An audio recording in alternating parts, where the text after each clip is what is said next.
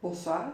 Aujourd'hui, j'ai envie de vous narrer l'histoire d'une sorcière qui a vécu dans le canton de Fribourg, en Suisse, au Moyen Âge. Retour dans un passé aux mœurs cruelles. Au Moyen Âge, quand il s'agissait d'expliquer les catastrophes ou les épidémies, il fallait en punir les responsables, forcément coupables de magie et de pacte avec le diable, dirigés contre la chrétienté. En Suisse, la chasse aux sorcières commence au XVe siècle. Pour qu'une personne soit accusée de sorcellerie, il suffisait qu'un comportement rebelle ou marginal attire l'attention, nourrisse la rumeur, jusqu'à alerter les autorités, qui, elles, lançaient une chasse aux sorcières. Bien qu'il y ait eu quelques hommes condamnés, c'était surtout les femmes qui étaient accusées. Et certaines catégories de femmes étaient particulièrement touchées, comme les guérisseuses par exemple, qui pratiquent à la fois la magie et la médecine, mais un mari pouvait dénoncer sa femme pour s'en débarrasser. Un phénomène météorologique violent arrive, si quelqu'un doit payer, ce sera la vieille femme qui marmonne toute seule dans son coin et qu'on trouve suspecte. Cela dit, quand on regarde l'âge et le statut des victimes, on retrouve souvent des femmes qui n'étaient pas liées à un homme, des personnes âgées, des veuves, des célibataires. En fait, les femmes indépendantes dérangeaient. Du XVe au XVIIIe siècle, 30 000 à 60 000 sorcières ont été brûlées en Europe, dont 6 000 en Suisse et rien que 300 à Fribourg. C'est un triste constat puisque Fribourg est le troisième lieu à exécuter des sorcières, dès 1429 et jusqu'en 1731, où la dernière sorcière fut brûlée sur la colline du Ganset. Et cette sorcière, elle s'appelait Catherine Repon, dite la Catillon, et voici tout de suite son histoire.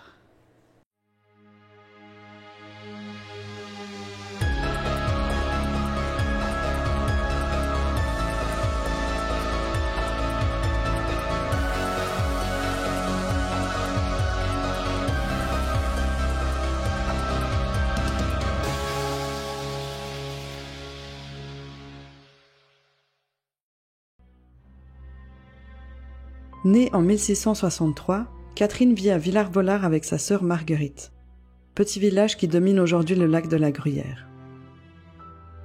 Elle mènera une existence de bohème, sillonnant plaines et montagnes jusqu'en France et en Italie, et revenant toujours dans son pays natal, trouvant ses moyens de subsistance le plus souvent dans la mendicité.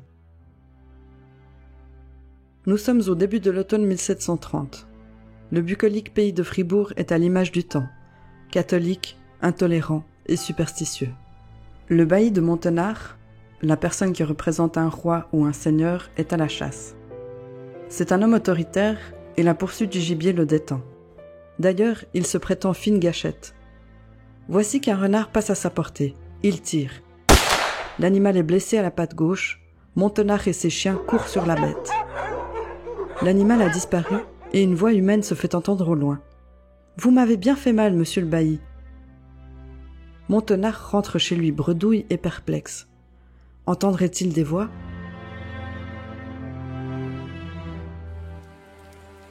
Une pluie froide et triste tombe. Catherine frappe à la porte de la famille Pureau, à Villars-Géraud. Elle demande l'hospitalité.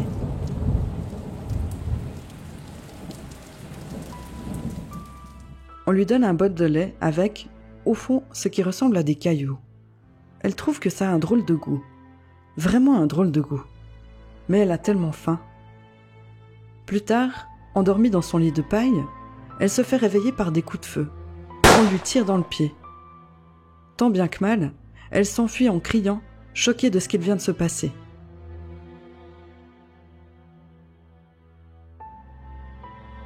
Le 14 avril 1731, le bailli de Montenard la convoque dans son château à Corbière. Elle s'y rend avec sa sœur Marguerite, sur qui elle peut s'appuyer, son pied lui faisant toujours atrocement mal. « Fais voir ton pied », lui ordonne de Montenard. Catherine s'assied et Marguerite l'aide à enlever sa chaussure. Son pied n'est pas beau à voir. Il ne lui reste plus aucun orteil, juste un moignon. « Alors, comment est-ce arrivé tout ça ?» demande le bailli. Elle lui raconte toute l'histoire. Son récit s'inscrit sur le parchemin. Joseph Chassot, le notaire, trempe régulièrement sa plume dans l'encrier. « Tu saurais reconnaître ceux qui t'ont fait ça ?» demande encore le bailli. Catherine lui répond que oui. Elle les a bien vus. L'homme de la maison et un autre avec une femme. C'étaient les Pureaux. Ils avaient une lumière à la main quand ils m'ont attaqué. L'enquête sur ces agresseurs n'aura jamais lieu. Ce jour d'avril, Catherine Repon et sa sœur Marguerite sortent du château, encore libres. Elle se trouve au village avec sa sœur quand les hommes du bailli viennent l'arrêter le 20 mai 1731 pour acte de sorcellerie. Les hommes armés lui tiennent les mains et l'emmènent tout droit vers le château de Corbière. À peine la clé tournée, la vieille enfermée, l'enquête peut commencer.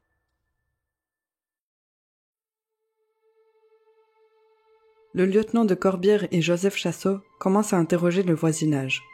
Une trentaine de personnes vont accuser Catherine. Les témoins l'accusent de jeter des sorts à ceux qui oseraient lui refuser le couvert, de faire pourrir les fruits de leurs arbres. On l'accable de toutes parts. Une femme explique. Un jour, j'étais dans un pré au Gibelou, un peu en dehors du chemin. J'avais vu personne de la journée. Eh bien, Catillon est allée dire à mon mari que j'étais couchée au Gibelou. Pourtant, je suis certaine qu'elle ne m'a pas vue.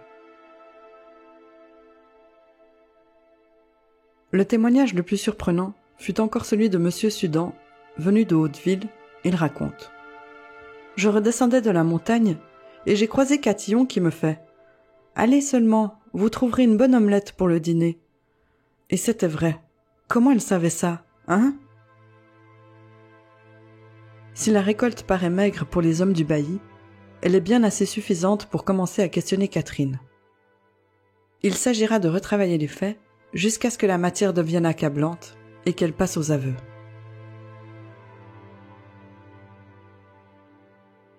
Le 4 juin, le premier interrogatoire a lieu dans la salle du poêle au château de Corbière. Le bailli de Montenard, le lieutenant et les jurés sont là. Ils lui attachent les mains dans le dos et au plafond se trouve une poulie. On y passe la corde, puis on attache un poids de 50 kilos à ses pieds et on hisse la suppliciée. Le hurlement qu'elle pousse titille de Montenard et ses acolytes. Ils ont la tête remplie de tout le venin qu'ils ont entendu contre elle. Ils savent où ils veulent aller. Le chemin est tout tracé. La fin est déjà tout entendue. L'interrogatoire s'éternise. Le juge lui demande pourquoi elle ne va pas à la messe au village. Elle retorque qu'elle ne manque jamais la messe, mais qu'elle va à l'église de Hauteville.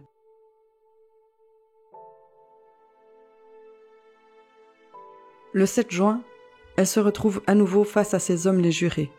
Et ce jour-là, elle ose affirmer l'irrecevable, ce qu'aucune femme n'a jamais osé dire. Non seulement elle accuse un homme de l'avoir violentée, mais elle accuse un intouchable, un homme de pouvoir, un généreux donateur de la paroisse, un saint aux yeux de tous, Monsieur le curé de Villard-Volard. Pensant pouvoir se défendre, elle raconte qu'une nuit, marchant tranquillement en direction de chez elle, le curé la suit avant de la saisir par les épaules et de lui attraper le sein. Il lui propose de venir le lendemain dans ses quartiers en échange de son silence et de fèves. Depuis ce jour, elle ne veut plus se rendre à la messe de son village. Les jurés sont abasourdis. Pour eux, elle mérite un châtiment exemplaire pour avoir osé souiller l'honneur d'un si brave homme.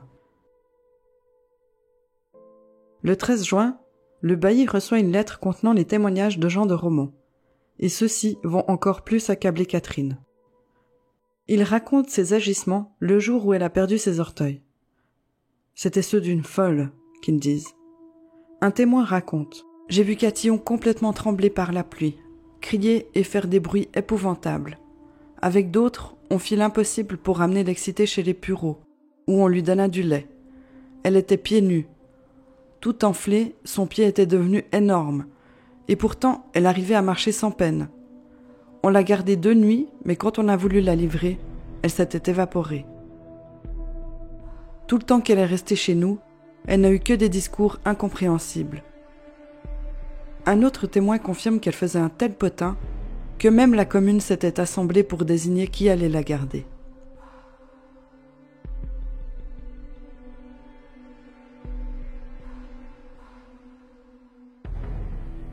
La matière tant recherchée par de Montenard est là. et il va s'en emparer pour la transformer en 3 jours, comme personne n'en a l'idée. Après l'avoir interrogé, l'avoir fait monter à la corde à 2 reprises et avoir encore demandé ce qui était arrivé à son pied, la plus étrange des explications surgit par la bouche d'un des jurés.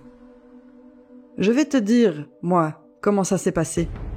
Tu te souviens sûrement d'un jour où monsieur le bailli était à la chasse à Villard-Volard?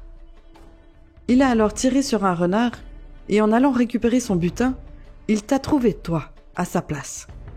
C'est de ce coup de fusil que le plus certainement du monde, ton accident au pied est arrivé. »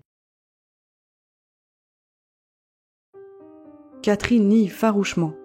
Jamais, au grand jamais, elle ne se serait transformée en bête. De toute manière, elle en était incapable.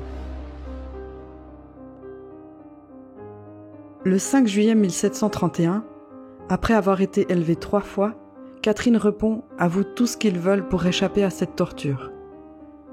Elle va aux assemblées de nuit et elle fornique avec le diable. De Montenard est ravi. Voilà une affaire rondement menée et des aveux convaincants.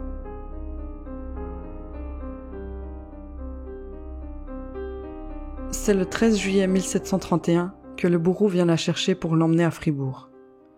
Il est venu avec le char à sorcière qu'on venait de faire réparer. Il gagne un joli salaire pour ce transfert. Et à chaque fois qu'il examinera Catherine, la touchera ou la violentera, il gagnera quelques sous supplémentaires.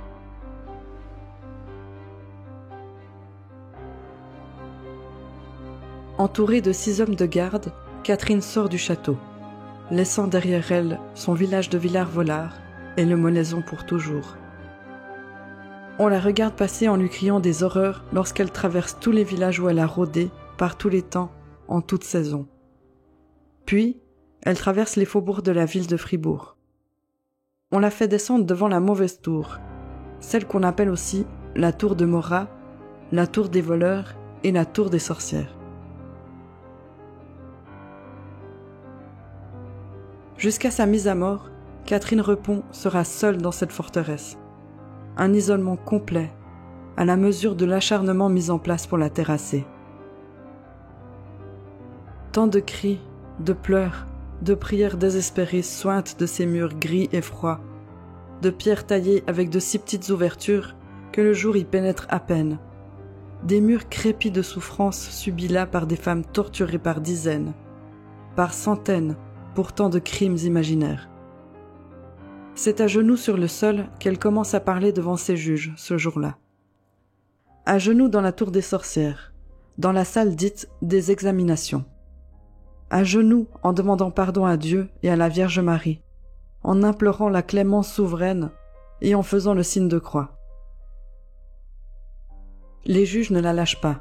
Ils l'interrogeront 4 fois entre le 13 et le 31 juillet, jusqu'à la dernière fois, le 4 septembre, ils n'auront de cesse de lui faire parler du diable, de la marque satanique et de ses possibles complices.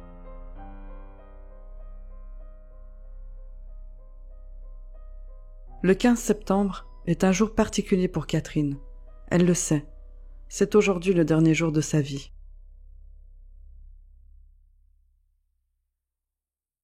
Une femme entre dans son cachot.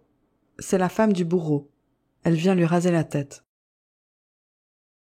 La femme lui donne des ordres sur un ton qui traduit une répulsion à l'idée de parler à celle qu'on vient de juger comme sorcière. Et Catherine, exténuée, ne dit rien. Elle ne dit plus rien. Ses yeux déjà éteints sont fermés. Elle se laisse bousculer et elle obéit en silence. À l'extérieur, les bourgeoises vêtues de soie, les prêtres, les officiers de haut rang, les artisans venus de la basse ville, les rôdeurs, les curieux et les paysans se précipitent sur la colline du Gansey pour assister au sacrifice qui se prépare.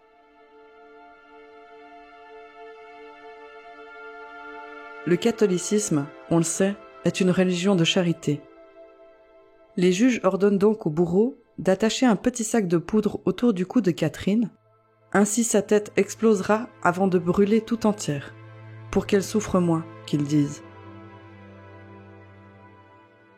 Après la toilette que lui a faite la femme du bourreau, Elle lui enfile une tunique grise et soufrée pour qu'elle brûle mieux. Le bourreau vient la chercher dans cette tour où elle est restée seule pendant 2 mois. Arrivé sur la colline, le bourreau lui lie une dernière fois les mains dans le dos, la hisse sur le char et l'amène au bûcher. Il lui attache un tissu noir autour de la tête, elle ne voit plus rien. Elle entend seulement le cheval trottant vers elle et les cris des gens qui la traitent de sorcière. Encore. Elle voudrait que ça se finisse vite. Le bourreau la porte à l'échelle avec la corde toute neuve qu'il a dû acheter pour l'occasion. Au cou, il lui attache maintenant le petit sac de poudre. Des yeux innombrables sont fixés sur Catherine Repon quand elle rend son âme. La place du Guinsay s'agite. Son cadavre est jeté dans les flammes et dans un fracas, la poudre vient de déchiqueter sa tête et son corps. Clameur de la foule. Stupéfaction. Le feu s'emporte, encouragé par le vent qui vient de se lever. Avant que les flammes ne faiblissent, le bourreau rajoute du bois. La cendre grossit. Rien ne doit rester. Les os doivent finir en fine poussière grise.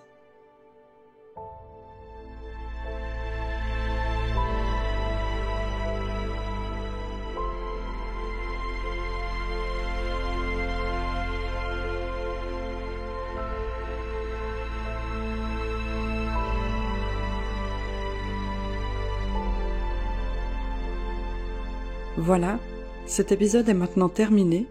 Merci de m'avoir écouté. N'hésitez pas à venir vous abonner à mon compte Instagram. Le lien se trouve dans la barre d'infos.